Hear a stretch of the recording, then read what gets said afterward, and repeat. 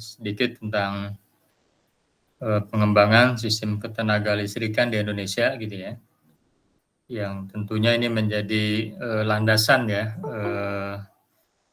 ketika kita mengembangkan tegangan tinggi ya, yang juga diharapkan bisa menjadi solusi dari persoalan tenaga listrik di Indonesia.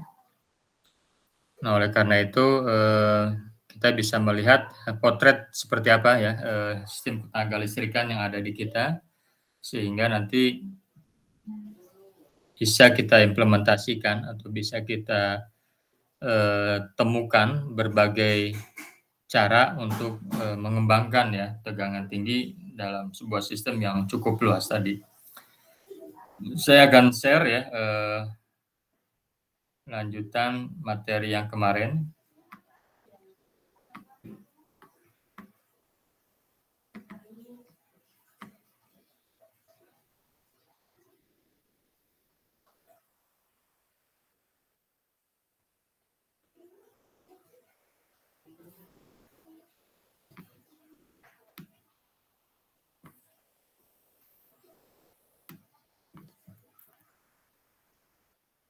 Oke, sudah terlihat ya di layar Anda? Sudah, Pak. Bergerak nggak ini ya PPT-nya? Bergerak, Pak. Oke. Minggu yang lalu kita sudah bahas ya tentang bagaimana persoalan-persoalan yang ada pada sistem tenaga listrik ya, mulai dari sistem pembangkitan ya, sistem transmisi, juga sistem distribusi, baru nanti ke konsumen. Kemarin juga saya sudah membuat sebuah pilihan ya, bagaimana Anda melakukan sebuah inovasi ya, atau sebuah cara ketika Anda nanti bekerja pada salah satu unit tersebut. Ya, baik unit pembangkitan, transmisi, maupun distribusi. Karena prinsipnya ya listrik itu tidak terlepas dari unit-unit tadi. Ya, jadi ada yang kemarin memilih, saya tertarik di pembangkitan, ya karena secara sistem kerjanya mungkin lebih sederhana, lalu juga tegangannya juga relatif kecil gitu ya, karena hanya 6 sampai 24 atau 11 sampai 24 kilovolt gitu ya, sehingga nanti ditinggikan lewat trafo step up menjadi tegangan yang lebih tinggi. Itu yang diutarakan ya oleh orang-orang yang memang melihat bahwa sisi pembangkitan itu menjadi sebuah hal yang penting. Di sisi lain ada juga yang tertarik di transmisi gitu ya, karena memang transmisi ini juga bagian yang tidak kalah pentingnya dengan pembangkitan, karena tanpa transmisi listrik tidak mungkin disalurkan ya, tidak mungkin bisa didistribusikan atau disalurkan baik ke pusat distribusi ataupun nanti ke konsumen. Ya meskipun ini tantangannya cukup berat gitu ya, karena memang dua pola pengembangan transmisi itu hari ini kita gunakan ya, yaitu pola yang menggunakan saluran udara yang kita kenal dengan saluran tegangan tinggi ya, sutet ekstra tinggi ya, dan juga saluran-saluran yang lainnya. Yang kedua adalah saluran bawah tanah atau yang kita kenal dengan underground cable ya. Nah, ini juga menjadi menarik ketika kita bahas satu persatu bagaimana pola dengan menggunakan sistem transmisi udara, apa keuntungannya, apa kerugiannya, apa saja yang harus dipersiapkan untuk melakukan sebuah transmisi yang begitu pelik ya. Karena kalau kita lihat kan menara-menara tower itu begitu tegarnya gitu ya, menjulang ya di atas bangunan-bangunan lain. Nah, sehingga polanya seperti apa? Teknik pemeliharaannya seperti apa, penyambungan dan segala macam seperti apa itu bisa kita lihat. Sehingga umumnya ya transmisi udara itu menjadi salah satu yang diprioritaskan ya di Indonesia. Di samping juga sisanya itu saluran udara kabel bawah tanah. Nah, itu di sisi transmisi. Lalu di sisi distribusi juga kemarin saya sudah melihat ada beberapa orang yang tertarik di jaringan distribusi. Ya, karena umumnya jaringan distribusi ini relatif dekat dengan konsumen. Ya, karena kan distribusi dengan kapasitas tegangan 20 kV ya. Jadi kalau pembangkit tadi ya 11 sampai 24 gitu ya. Lalu transmisi dari mulai 30 sampai 500 kV ya yang sekarang sedang dikembangkan. Lalu masuk ke tegangan menengah atau distribusi, saluran distribusi ya. Di mana ini merupakan wilayah yang nanti akan mentransmisikan atau mendistribusikan ke para konsumen ya, ataupun pelanggan yang umumnya juga digunakan oleh pelanggan rumah tangga. Sehingga distribusi ini menjadi penting karena kalau tidak dilakukan secara baik, otomatis pola-pola yang dilakukan juga tidak akan berkembang secara ini. Nah, ketiga hal tersebut menjadi sebuah sistem yang baik, sistem yang stabil ya ketika didukung oleh peralatan yang baik, SDM yang baik, dan juga sistem pemeliharaan yang baik pula. Ya, sistem tenaga listrik tidak akan berjalan ketika tidak didukung oleh berbagai teknologi yang dikembangkan saat ini. Ya, kita mungkin sekarang sudah menggunakan teknologi yang terbaru gitu ya, misalnya menggunakan IoT, menggunakan sistem berbasis komputer ataupun sistem-sistem otomasi lainnya. Ya, sehingga mau tidak mau orang-orang listrik gitu ya, itu harus menguasai teknologi-teknologi tersebut. Jadi sekarang kadang-kadang tidak bisa dibedakan ya, mana orang listrik, mana orang elektronika komunikasi ataupun otomasi industri. Ya, karena di lapangan ya sama-sama saja gitu ya. Orang listrik harus menguasai ya sistem otomasi, mekatronika ataupun yang lainnya gitu ya. Begitu juga orang-orang otomasi, orang mesin ataupun yang lainnya harus bisa menguasai bagaimana sistem ketenaga listrikan dan sebagainya. Ya, jadi artinya sekarang itu diharapkan semua bisa menguasai berbagai teknologi. Jadi jangan sampai Anda beranggapan, saya karena di power gitu ya, udahlah teknologi-teknologi power saja yang saya kuasai. Ya, misalnya instalasi segala macam, tapi kenyataannya hari ini semuanya bisa menggunakan berbagai perangkat tadi. Itu ya pengantar yang saya ini kan ulasan minggu yang lalu yang kita sudah kembangkan. Nah, hari ini kita coba lihat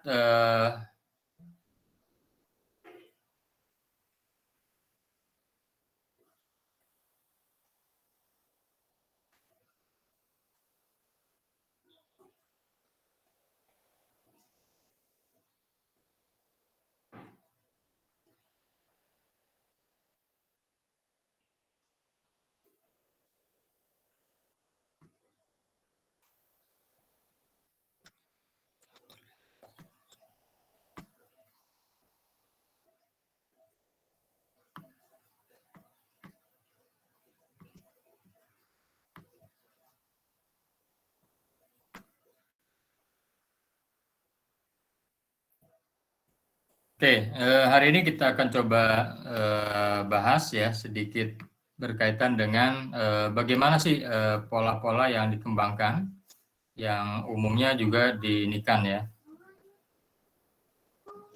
Sebentar, ini ada kesalahan teknis.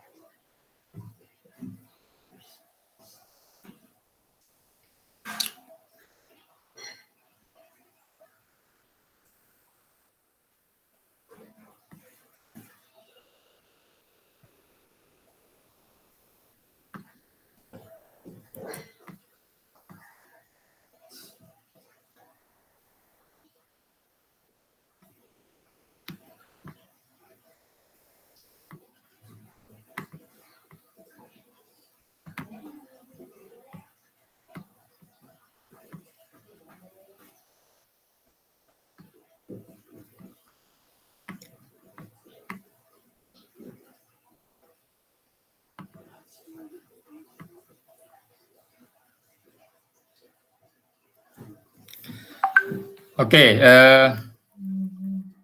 sudah terlihat ya di layar Anda ya? Ada Pak. Oke. Nah, ini konsumsi listrik per kapita ya, yang kemarin juga sudah saya sampaikan. Jadi bagaimana jumlah pengguna listrik nasional yang ada di kita, ya, baik dilihat dari jumlah penduduk maupun dari penggunaan listrik ya yang dilakukan oleh masyarakat Indonesia. Jadi ada beberapa peningkatan ya yang bisa kita lihat dari tahun per tahun, ya. Sehingga ini menunjukkan bahwa ya penggunaan listrik semakin hari semakin bertambah. Ya, karena ya jumlah penduduk bertambah, jumlah pembangunan bertambah, maka konsumsi listrik per kapita juga semakin meningkat. Tapi mungkin meningkatnya tidak terlalu signifikan ya, karena mungkin banyak hal yang menjadi pertimbangan dalam perhitungan konsumsi listrik per kapita.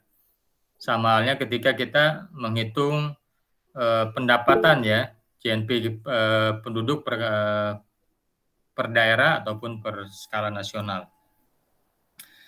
Nah, kalau kita lihat di sini konsumsi tenaga listrik per kapita nasional kita dari 2015 sampai 2020 ya, jadi terakhir 2020. Ini data sampai 2021 tentunya.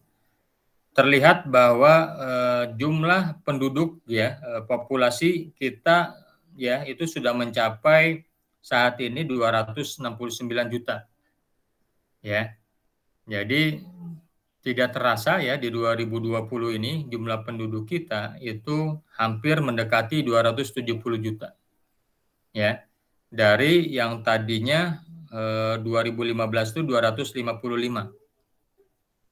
Ya, jadi terjadi kenaikan yang signifikan. Ya. Jadi artinya juga ini menunjukkan bahwa penggunaan energi listrik di Indonesia sangat bergantung terhadap jumlah penduduk yang ada di kita. Nah, konsumsi tenaga listriknya atau energi consumption-nya ya, itu dalam GWH ya, gigawatt hours, itu mencapai 293. Ya. Jadi konsumsi tenaga listriknya di 2020 itu mencapai 293, walaupun sebelumnya itu hanya 289. Jadi ada kenaikan sekitar 4 ribuan gitu kan. Sehingga ini menunjukkan bahwa memang setiap tahun itu mengalami kenaikan konsumsi tenaga listrik yang dilakukan oleh masyarakat Indonesia. Nah, sehingga konsumsi tenaga listrik per kapitanya ya itu lebih kurang 1,088,51. Ya, 1088,51. Ya, jadi ada kenaikan sedikit lah dari 2019. Ya, karena memang dampak-dampak ekonomi, dampak-dampak kondisi sosial masyarakat ya, apalagi di masa pandemik ya, mulai 2020 sampai sekarang, itu sedikit banyak berpengaruh terhadap konsumsi tenaga listrik per kapita.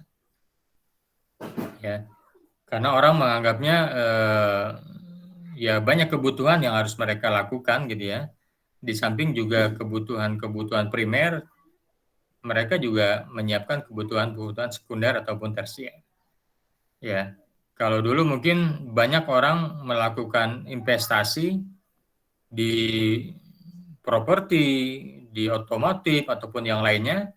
Nah, di masa pandemi ini orang sudah berpikir ya, sehingga orang banyak menjual aset, banyak menjual barang-barang ya untuk bisa bertahan gitu kan. Baik untuk jaminan kesehatan ataupun untuk jangka panjang gitu ya, karena memang kondisi hari ini ekonominya belum pulih benar gitu kan. Ya. Di beberapa daerah terlihat sekali dampak dari pandemik ini. Ya, jadi kalau Anda pergi ke daerah-daerah yang selama ini terkenal gitu ya, seperti Bali, Lombok gitu kan, terus juga daerah Sumatera, Aceh dan sebagainya, itu sangat terdampak sekali terhadap ya pendapatan lah nasional Indonesia. Ya, jadi yang tadinya mereka punya pekerjaan tetap, punya penghasilan yang bagus gitu ya, di masa pandemik ini relatif mereka ya bisa bertahan aja sudah syukur gitu ya. Ya beberapa bulan yang lalu ya saya dengan beberapa dosen ya melakukan sebuah training di Bali gitu ya. Ternyata memang kondisi Bali itu ya seperti yang tidak kita bisa bayangkan gitu. Bali yang tadinya dulu surga dunia dan segala macam gitu ya. Hari ini terlihat sekali gitu kan. Bali itu hancur tanpa wisata. Bali itu ya seperti kota mati lah. Seperti kota mati yang ditinggalkan banyak orang gitu ya. Sehingga hanya tinggal ya serpian-serpian rumah-rumah yang tidak terurus gitu ya. Ya. Banyak hotel-hotel mewah yang tadinya wah gitu ya, hari ini ya hanya dijadikan ini saja gitu kan.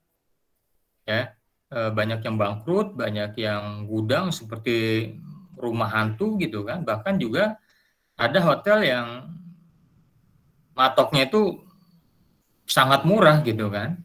Yang tadinya mungkin 1 juta per malam bisa saja sekarang 300.000 per malam. Nah ini ya dampak-dampak konsumsi tenaga listrik juga berpengaruh terhadap kondisi saat ini di masa pandemik dan sebagainya. Makanya konsumsi tenaga listrik kita pun mengalami perubahan yang tidak terlalu signifikan. Nah, kapasitas daya pembangkit ya, di sini kita lihat bahwa kapasitas daya pembangkit kita itu di 2020 itu sebesar 65.703,85 megawatt. Ya, jadi daya mampu kita, ya daya mampu pembangkitan nasional itu hanya 65.000, ya 65.000 sekian lah. Apa itu daya mampu? Nah, daya mampu itu adalah kapasitas gitu ya, nyata suatu pembangkit dalam menghasilkan daya gitu kan, dalam megawatt misalnya. Itu adalah yang disebut dengan daya mampu. Jadi kapasitas nyata ya suatu pembangkit dalam menghasilkan watt. Jadi hanya 65.703,85 mega. Ya. Ada juga daya mampu neto ya. Ya, daya mampu neto itu daya mampu dalam satuan mega ya berdasarkan pemeliharaan dan pengujian ya yang sudah dilakukan standarisasi, misalnya ada SLO ya, standar layak operasi. Nah itu kalau kita bicara daya mampu neto. Jadi ada daya mampu, ada daya mampu neto. Ya, bedanya daya mampu neto itu adalah dia sudah mendapatkan sertifikat layak operasi. Ya, sehingga itu boleh dikatakan sebagai daya mampu. Nah, di sini terlihat ya bahwa Indonesia memiliki beberapa pembangkitan yang umumnya ini ada 5 besar gitu. Walaupun yang lainnya juga berkontribusi tapi tidak terlalu signifikan. Ya. Jadi misalnya kita hari ini masih banyak menggunakan PLTU ya, pembangkit listrik tenaga uap. Itu hampir 46% lah dari seluruhan sistem pembangkit itu menggunakan PLTU. Ya. Lalu ada PLTGU di nomor 2 ya, gas dan uap itu mencapai 16,7 ya. Lalu ada PLTA, jadi PLTA yang selama ini kita kenal itu hanya memberikan kontribusi tidak lebih dari 8,3%. Ya, di bawahnya lagi ada PLTG ya, gas dan juga ada PLTMG. Ya, minyak dan gas. Jadi keseluruhan ini menunjukkan bahwa kita masih didominasi oleh 5 besar pembangkitan ya, berdasarkan bahan bakarnya gitu ya. Kalau uap ya, ketel uap, atau gas ya ada gasnya dan ada uapnya, kombinasi. Air ya kapasitasnya dari air gitu kan, potensial air. Lalu ada PLTG hanya gas saja dan ada minyak gas. Nah ini adalah kondisi pembangkitan kita hari ini. Yang lainnya apakah tidak ada? Ya ada tapi sedikit. Nah ini ya, jadi kayak misalnya PLTU MT gitu kan, PLTU MG ya, PLTM ya, mikro ya, mikrohidro, lalu juga ada PLT Bayu gitu ya, ya. lalu juga ada PLTBM, PLTP dan sebagainya, itu hanya sedikit sekali. Ya, masih di bawah 1%, kecuali PLTM UMT dan PLTU UMG. Ya, sementara PLTM, mikrohidro, bayu dan sebagainya yang panas bumi itu masih di bawah 1%. Jadi sudah sangat diperlukan sekali pengembangan sistem kelistrikan untuk menggunakan energi baru dan terbarukan. Ya, karena sekali lagi kita masih didominasi oleh 5 besar pembangkitan yang ada di Indonesia. Ya itu ya, jadi ini dilihat dari kapasitas daya pembangkitan nasional. Nah, sehingga persentase ini bisa kita lihat ya dari mulai 2016 sampai 2020 itu ya tidak terlepas dari kebijakan-kebijakan pemerintah saat ini. Ya. Sehingga ya bagaimanapun pengembangan ini juga tergantung dari political will pemerintah, dalam ini Kementerian SDM misalnya. Ya. Jadi ada PLTU ya yang abu-abu gitu ya, ada PLTA, PLTG, PLTP, PLTD sampai PLT-EBT ya, energi terbarukan. Ini bisa kita lihat potretnya dari grafik yang ada di depan Anda ini. Ya. Jadi ketika kita ditanya apa yang harus kita kembangkan saat ini gitu kan, dari pola seperti ini. Apakah misalnya kita tetap bertahan ya di PLTU ya, uap gitu kan. Sementara ya uap itu kan bahan bakarnya ya kebanyakan dari batu bara gitu. Ya sehingga belum lama ini sempat rame gitu ya. Beberapa negara ya seperti Cina, Korea itu protes. Karena apa? Karena mereka tidak lagi mendapat ekspor batu bara dari Indonesia. Ya. Jadi ternyata ya salah satu penghasil batu bara terbesar dunia adalah Indonesia. Sementara Indonesia ya membutuhkan bahan bakar tersebut untuk ini tadi operasional pembangkitan ataupun yang lainnya. Sehingga mereka merasa ketergantungannya tinggi gitu ya. Ya sebenarnya kalau kita punya kebijakan energi yang luar biasa ya kita bisa mengendalikan itu. Ya, kita bisa mengendalikan harga batu bara atau harga-harga yang lainnya sehingga aman di dalam negeri dan juga aman ketika kita mengekspor ke luar negeri. Tapi kan hari ini kondisinya kebalik gitu ya. Kadang-kadang di dalam negeri sendiri tidak terpenuhi ya, sementara banyak yang diekspor gitu kan ke luar negeri dengan harga yang mungkin relatif lebih mahal. Ya. Sama halnya seperti inilah, karena kan lagi rame orang kesulitan mencari minyak gitu ya. Minyak sayur ya atau minyak yang kita gunakan sehari-hari untuk banyak keperluan rumah tangga gitu ya. Ya. Sehingga ditetapkan misalnya harga eceran tertinggi 14.000. Tapi hari ini apa yang terjadi? Orang susah mencari minyak. Ya. Kalaupun ada ya terbatas ya. Kalau Anda pernah beli di supermarket ataupun toko-toko yang lainnya gitu ya, itu dibatasi maksimal 2 per orang. Ya, jadi sementara kan satu sisi kita kaya gitu kan akan sumber daya kelapa sawit ataupun yang lainnya. Tapi di sisi lain masyarakat susah mencari minyak. Padahal minyak adalah salah satu kebutuhan yang primer. Ya. Sekarang lagi rame misalnya tahu, tempe susah, kedelai susah. Jadi kadang-kadang kita berpikir kenapa seperti ini gitu kan. Negara yang lemah rimpah gitu kan, loh jinawi gitu kan, tapi mencari minyak aja susah gitu. Anda bisa bayangkan gitu kan. Sehingga kan imbasnya kalau minyak mahal apa? Mungkin Anda beli bala-bala juga mahal kan. Beli tahu, beli tempe mahal, sementara itu favorit umumnya masyarakat kita gitu. Karena mungkin sudah familiar dan harganya juga cocok dengan isi kantong kita. Tapi hari ini sulit. Nah itu ya. Jadi kadang-kadang kebijakan energi juga dilihat dari sisi politiknya, perlu dilihat gitu kan, bahwa bagaimana ketersediaan energi kita untuk mencukupi kebutuhan nasional sebelum kita melakukan ekspor ke luar negeri dan sebagainya. Nah, ini ya persentase daya mampu pembangkit tenaga listrik yang ada di kita. Jadi Anda bisa kembangkan ini, ya artinya Anda bisa melihat potret ini seperti apa sih energi-energi yang nanti kedepannya akan dikembangkan. Ya misalnya energi baru dan terbarukan. Sampai saat ini kan orang kenapa sih gitu kan tidak mencoba mengembangkan.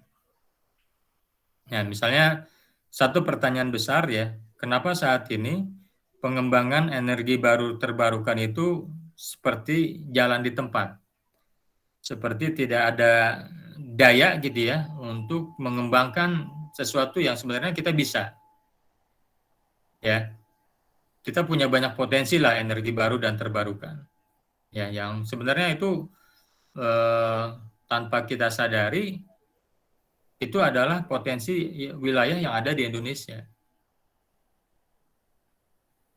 Ya, misalnya tenaga surya gitu kan. Orang kan melihat Indonesia ini salah satu negara tropis ya, yang memang di sepanjang tahun itu diinikan oleh energi surya, oleh matahari. Karena tidak semua negara itu mendapatkan energi matahari sepanjang tahun. Kalau Anda ke Jepang, Anda ke Korea, atau Anda ke Eropa gitu kan, Anda pasti mengalami 4 musim. Musim apa saja coba? Kalau di luar negeri, ada yang tahu? Musim dingin, Pak. Musim panas. Ya, Semi. silakan. Izin menjawab, Pak. Ya, boleh, silakan. Musim yang ada di luar negeri sih yang paling yang paling bahaya itu musim dingin sih, Pak, dengan ada musim semi, ada musim gugur, ada musim panas. Gitu, Pak. Iya. Oke ya, jadi musim panas ya, musim dingin, musim semi, dan musim gugur. Ya. Jadi kalau Anda misalnya nanti kuliah gitu kan di Jepang, di Korea ataupun di negara-negara Eropa, Anda mengalami keempat musim tadi gitu ya. Ya, tapi kalau di Indonesia kan ya kalau tidak musim kemarau ya musim hujan gitu kan. Kalau tidak banjir ya kekeringan gitu kan. Ya. Tapi tidak masuk ya musim misalnya musim duren, musim rambutan itu tidak masuk gitu kan. Atau musim lagi ini nih musim apa gitu kan itu tidak masuk. Ya, jadi musim itu lebih karena kondisi perubahan. Ya. Jadi hari ini misalnya banyak daerah-daerah yang kebanjiran ya, kemarin Sukabumi gitu ya. Belum lama ini daerah Bekasi, Cimahi, dan wilayah-wilayah yang dekat dengan kita. Yang kadang-kadang kita berpikir ini baru dikasih hujan segitu aja kan sudah terjadi banyak musibah. Ada apa sebenarnya dengan kondisi ini? Nah, dengan seperti itu ya kemungkinan pengembangan energi baru terbarukan kita sebenarnya punya prospek yang besar ke sana. Tinggal mau nggak gitu kan pemerintah melakukan ini sebagai sebuah cara untuk ya mengatasi ya krisis energi. Ya, jadi jangan terpaku pada yang masih besar ini gitu kan, PLTU gitu kan, PLTG gitu kan. Pasti ini kan sewaktu-waktu akan habis gitu kan. Batu bara itu ya 5-10 tahun itu mungkin jadi barang mahal. Ya kan? Orang sekarang aja kok harga-harga bahan bakar bensin, Pertamax ataupun yang lainnya gitu ya, itu sudah sangat tinggi gitu kan. Ya, bahkan kemarin sudah naik kembali gitu kan, misalnya Pertamax turbo ataupun yang lainnya. Ya, jadi ternyata energi kita banyak tapi kadang-kadang ya masyarakat kita masih sulit mendapatkan itu. Kalaupun mau mendapatkan itu mahal harganya. Jadi persentase daya. Nah, ini daya mampu pembangkitan ya, pembangkitan wilayah usaha yang masuk ke sistem PLN sesuai dengan kontrak antara wilayah usaha dengan PLN.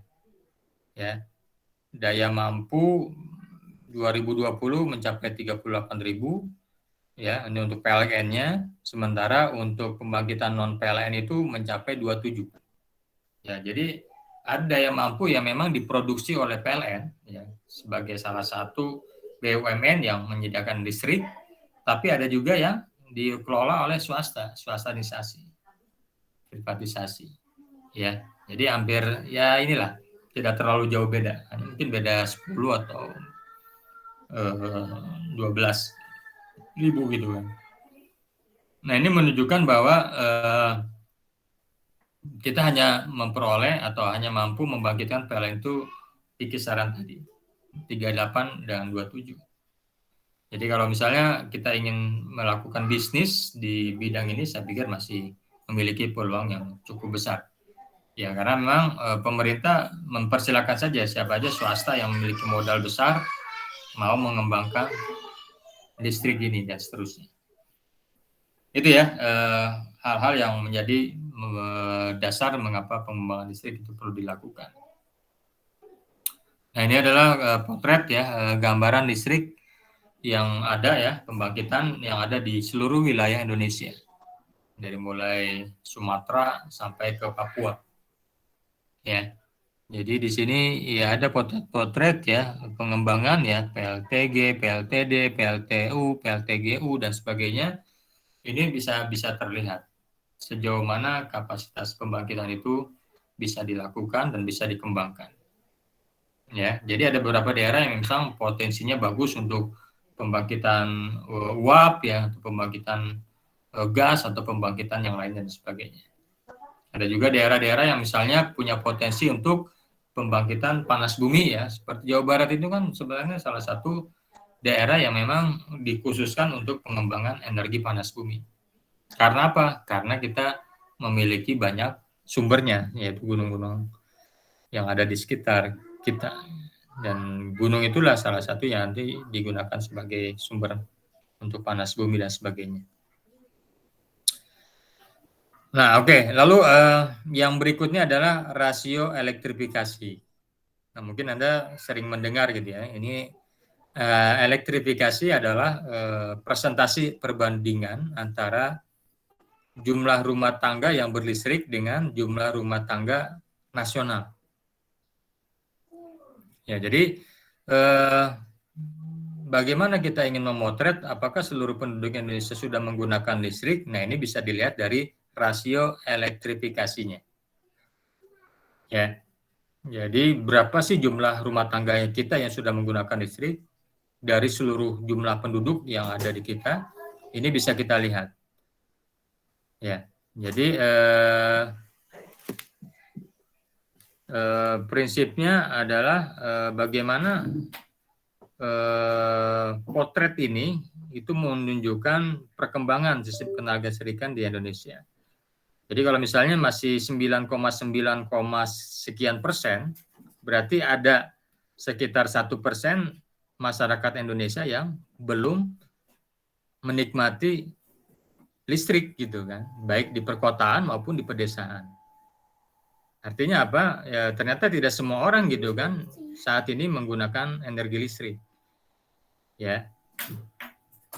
Jangankan di daerah pedalaman ya, mungkin di wilayah-wilayah perkotaan yang sedikit agak ini gitu kan, listrik itu menjadi barang yang mahal gitu kan. Mereka masih menggunakan misalnya obor ataupun yang lainnya. Ya, jadi ini persoalan sebenarnya. Ya. Jadi total elektrifikasi kita di 2020 itu 99,20. Ya mungkin naik sedikit lah dari 2029 yang mungkin hanya 99, sekian. Artinya belum mencapai 100%.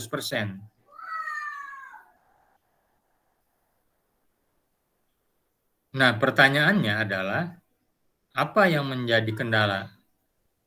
Mengapa listrik di Indonesia itu belum sepenuhnya atau belum semuanya dinikmati oleh masyarakat Indonesia? Ya, jadi bahasa kasarnya hari gini gitu kan, kok masih ada orang yang belum pakai listriknya.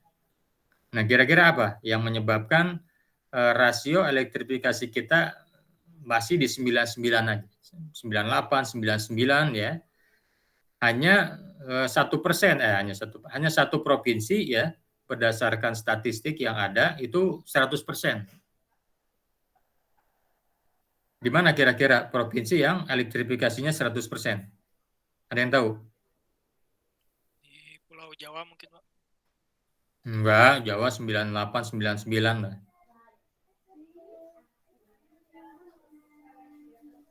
Ada yang tahu? Ya sebenarnya nggak jauh-jauh banget dengan Jawa gitu kan.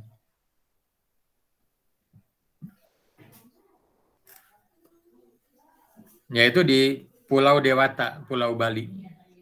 Ya, jadi Bali ternyata secara potret nasional itu elektrifikasinya 100%. Ya, karena memang Bali itu ya kecil gitu kan. Kalau dilihat di peta itu kan Bali itu ya seperti pulau kecil saja. Mungkin kalau Anda yang sering ke Bali atau pernah ke Bali gitu ya, untuk mengitari Bali itu ya mungkin 1-2 hari selesai gitu kan. Ya, yang di utara, yang di selatan, yang di barat, yang di timur ya itu aja gitu kan. Karena memang dia dikelilingi pantai. Makanya dia dijadikan sebagai salah satu wisata ya. Dan memang itu terkenal di dunia. Jadi orang lebih terkenal Bali ya ketimbang Indonesia gitu kan. Jadi orang ditanya Indonesia di mana nggak tahu, tapi ketika ditanya Bali tahu gitu kan. Ya seperti hanya orang mengetahui Hawaii gitu kan atau mengetahui Kapadokia misalnya gitu kan. Nggak tahu itu kan daerahnya di mana, tapi tahunya itu ya wisata yang memang sering dikunjungi di dunia. Taj Mahal gitu kan. Ataupun daerah-daerah yang kadang-kadang wisatanya itu lebih tenar ketimbang negaranya. Ya. Jadi Bali itu 100%. Nah, kembali ke pertanyaan saya tadi, mengapa elektrifikasi di Indonesia itu masih di bawah 100%? Atau artinya masih ada sebagian penduduk yang masih belum menikmati listrik sampai saat ini. Ya, jadi kebayang gitu kan, mereka tidak menggunakan listrik dengan berbagai aktivitas seharian gitu kan, mungkin malam pakai obor atau pakai lilin dan sebagainya, sementara siang tidak menggunakan ya karena ada cahaya matahari. Kira-kira apa yang menyebabkan rasio elektrifikasi kita belum mencapai 100%? Silakan, coba beri komentar atau argumentasi.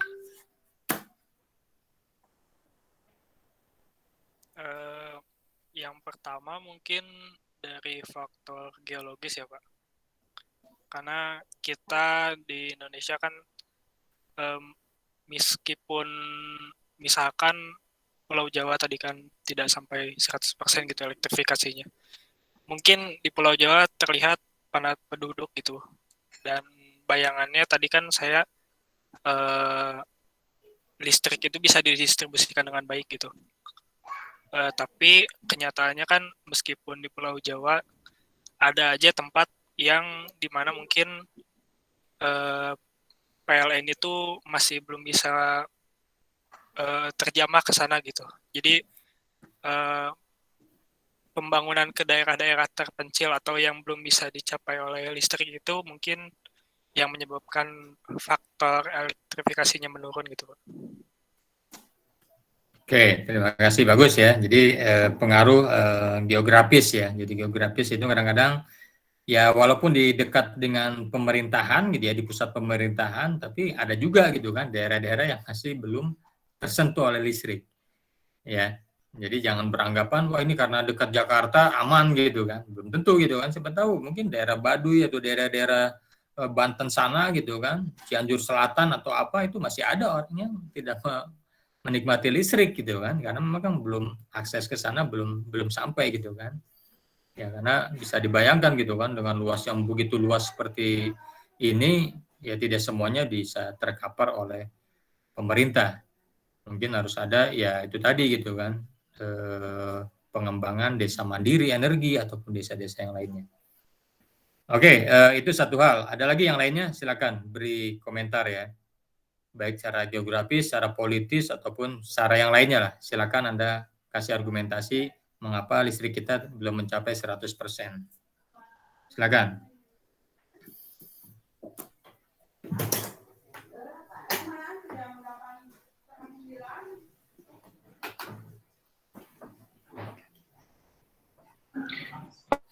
Pak, mungkin izin bertanya, Pak.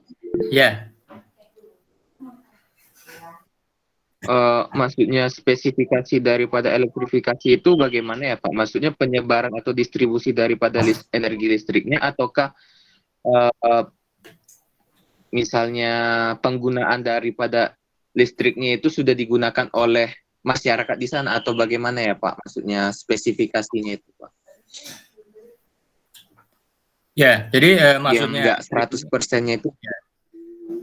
jadi sekali lagi tadi kan sudah saya sampaikan bahwa elektrifikasi ini adalah perbandingan jumlah rumah tangga berlistrik, artinya rumah yang terkena listrik atau yang tersalurkan listrik PLN, ya, dibandingkan dengan jumlah rumah tangga nasional. Ya, jadi kalau misalnya jumlah rumah tangga nasional kita 100 gitu ya, yang baru menggunakan listrik itu hanya 98 gitu kan. 98 rumah tangga. Jadi yang 2 rumah tangga atau 2 rumah tadi belum menggunakan energi listrik atau belum tersalurkan listrik. Jadi maksudnya secara real itu ya masyarakat tersebut memang belum tersentuh listrik ataupun belum ada ya jaringan listrik yang ke arah sana. Ya karena sekali lagi begitu luasnya wilayah Indonesia ya, baik yang di perkotaan maupun di pelosok desa pedalaman gitu kan, istilahnya itu 3T gitu ya, terpencil, terdalam ya, dan juga terluar gitu kan. Ya, jadi ya realnya itu adalah ya listrik yang belum terjamah oleh masyarakat Indonesia yang ada di setiap provinsi. Itu maksudnya gitu kan. Jadi kalau kita bicara rumah tangga itu tadi, ya setiap rumah yang menggunakan listrik sebagai alat penerangan, alat kebutuhan sehari-hari lah seperti kita. Gitu ya. Jadi penggunaannya itu lebih kepada itu tadi, karena tidak semua rumah ya atau tidak semua kepala keluarga dan sebagainya itu menggunakan energi listrik. Tapi banyak menggunakan energi lain. Seperti kita 10-15 tahun yang lalu lah gitu kan. Itu kan orang belum terlalu penting gitu kan menggunakan listrik. Ya, mereka menganggap listrik itu masih suatu barang mahal. Silakan. Mungkin izin menjawab Pak yang tadi, Ya, Pak, silakan yang aja. kenapa bisa elektrifikasi. Ya. Itu kalau menurut saya dari kepentingan daripada ekonomi dan juga mungkin geostrategis daripada politik dari pemerintahan yang ada di suatu tempat juga, Pak. Jadi nggak bisa menutup kemungkinan. Sebenarnya kalau untuk penggunaan listrik juga sih, kalau dari PLN-nya pasti akan memberikan izin juga sih untuk pemberian listriknya. Cuman tergantung daripada bagaimana cara mengkondisikan sih dari rumah-rumah yang ada. Jadi bisa saja sih mereka melihat dari kepentingan ekonominya, bagaimanakah dari orang-orang yang ada di sana itu, apakah bisa membayar listrik atau bagaimana. Padahal kalau kita lihat di dalam beberapa hal juga, itu kalau misalnya perihal pembayaran listrik kan sudah ada bantuan-bantuan juga dari pemerintah. Jadi bisa juga dicakupkan misalnya minimnya informasi juga mengenai tentang penggunaan kelistrikan ataupun dari masyarakatnya memang sama seperti tadi Pak, itu lebih condong menggunakan alat-alat ataupun penerangan yang sederhana juga, atau mungkin yang bisa menggunakan alat-alat tradisional seperti itu Pak, ataupun bisa seperti masih menggunakan lilin, dan juga bisa dilihat dengan dari tempat mereka berada. Mungkin dari sana juga tempat listriknya juga itu belum bisa mencapai tempat daerah tersebut. Itu Pak, mungkin dari saya Pak. Ya, oke, bagus. Terima kasih argumentasinya ya. Jadi berbagai faktor itu memang menjadi salah satu yang membuat gitu ya masyarakat kita atau beberapa daerah belum teraliri listrik, dan tentunya ini menjadi PR besar ya bagi PLN dan juga bagi penyedia energi listrik yang ada di Indonesia. Ada lagi yang lain yang mau memberikan komentar? Ya seperti misalnya daerah-daerah perbatasan gitu kan, yang perbatasan dengan Malaysia, perbatasan dengan Brunei, perbatasan dengan wilayah-wilayah ASEAN lainnya gitu kan, itu juga kan masih banyak mereka yang belum menggunakan listrik gitu kan. Jadi posisinya itu serba salah gitu kan, dengan pemerintah Indonesia terlalu jauh gitu ya, sementara dengan pemerintah negara lain itu sangat dekat gitu kan, ya kan? Ya, jadi kalau misalnya jarak antara Indonesia dengan Malaysia gitu kan, Malaysia mungkin hanya 2 kilo gitu kan untuk menarik kabel misalnya, sementara ke wilayah Indonesia itu 50 kilo gitu kan. Itu juga kan pertimbangan-pertimbangan yang banyak terjadi gitu kan di wilayah-wilayah perbatasan. Oke, silakan ada yang masih memberikan argumentasi. Nah, ini potret ya. Jadi ini wilayah semuanya di Indonesia bisa dilihat. Izin Silakan. boleh Pak? Ya, boleh, mangga. Kalau Saya kamu nanti jadi general manager PLN kan. Ya, untuk mengenai penyebaran atau penggunaan dari listrik ini mungkin ada beberapa faktor Pak. Yang pertama menurut saya mungkin ada beberapa desa ya yang masih di Indonesia masih belum mau untuk dari sistem kayu bakar atau tradisional ke sistem listrik tuh mungkin masih ada beberapa desa yang terpencil tuh enggan untuk menggunakan listrik gitu Pak. Pertama itu. Lalu yang kedua mengenai distribusi, kan di Indonesia juga betul tadi kata Bapak mengenai perbatasan-perbatasan oleh negara-negara tetangga, itu juga penyebabnya mungkin karena ya di tengah-tengah gitu bingung antara ke Indonesia dan ke negara sebelah. Secara distribusi sangat jauh mungkinnya dari sistem kelistrikan yang ada di Indonesia gitu Pak, dari distribusi di Indonesia. Mungkin dua faktor itu Pak, kalau pandangan saya, karena kurang lebihnya tadi sudah disampaikan oleh teman-teman lainnya.